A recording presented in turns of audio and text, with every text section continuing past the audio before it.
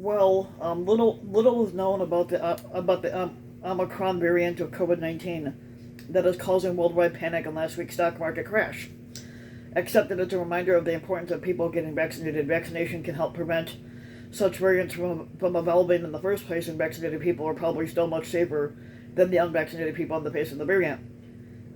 As the current President Joe Biden's office told the press the other day, his top infectious disease advisor, Dr. Anthony Fauci, continues to believe that existing vaccines are likely to provide a degree of protection against severe cases of the COVID strain.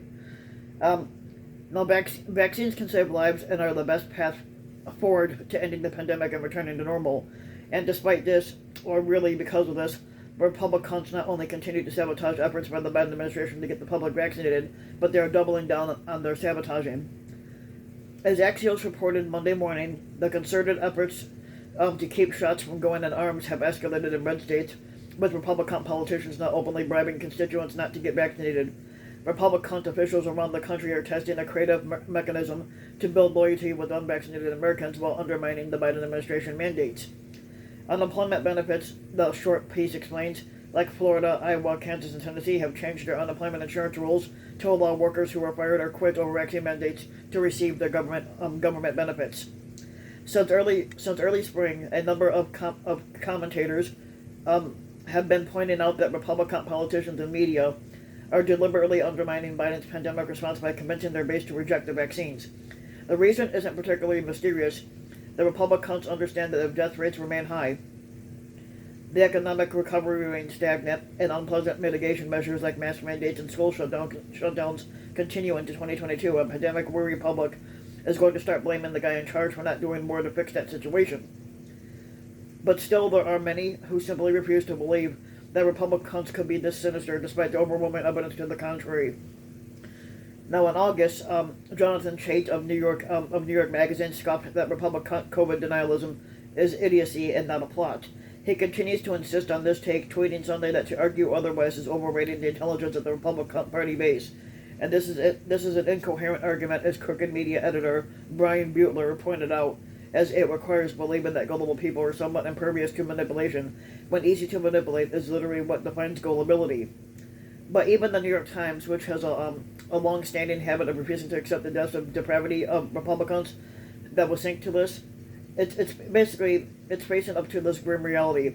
Last week, Jonathan Weissman reported that Republicans have hit on a new line of attack, blaming Biden for the pandemic, even though it's Republicans who spent months flouting mask ordinances and blocking the vaccine mandates, and breaking things and then blaming Democrats for things being broken as a long-standing GOP political strategy.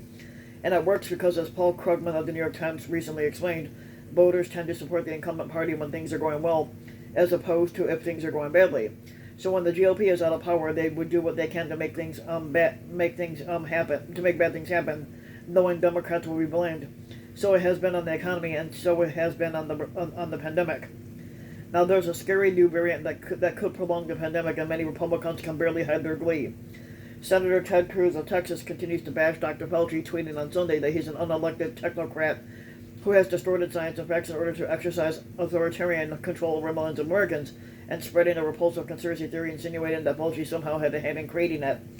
I'm just going to do my job, and I'm going to be saving lives, and they're going to be lying, Dr. Fauci said in response to the Republican conspiracy theories about him. Theories clearly meant to undermine his authority when he continues to advocate for vaccination. Now, the representative Marjorie Trader Greene of Georgia also doubled down on vaccine discouragement in response to the Omicron variant, insisting that the horse-deworming drug ivermectin is the real solution. Actually, it's not. She even encouraged her sycophants to sue hospitals for COVID-19 deaths because doctors wouldn't prescribe this useless drug. And that's the modern GOP in a nutshell.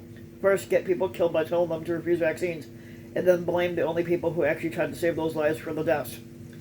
And this is a deliberate strategy and not just idiocy, was confirmed yet again over the weekend through the actions of Representative Nancy Mace of South Carolina, who gave two separate interviews, one on Foe and one on CNN, where she offered extremely different claims about the vaccine. For her Foe News audience, Mace claims natural immunity gives you 27 times more protection against a future COVID than a vaccination.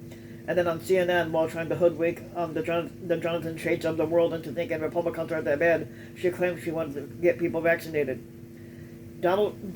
the ugly ass kid Donald Trump Jr., always ready to be the sweaty idea of the GOP, went on Foe and praised the anti-vaccine rioters in Europe, claiming that they're standing up for freedom.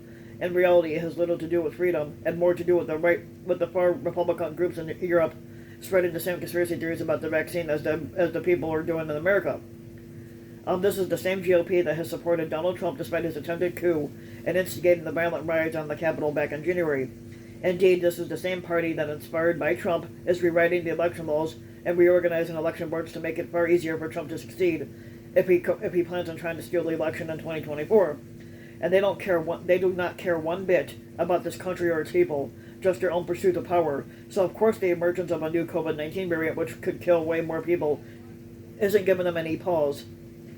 The Republican strategy now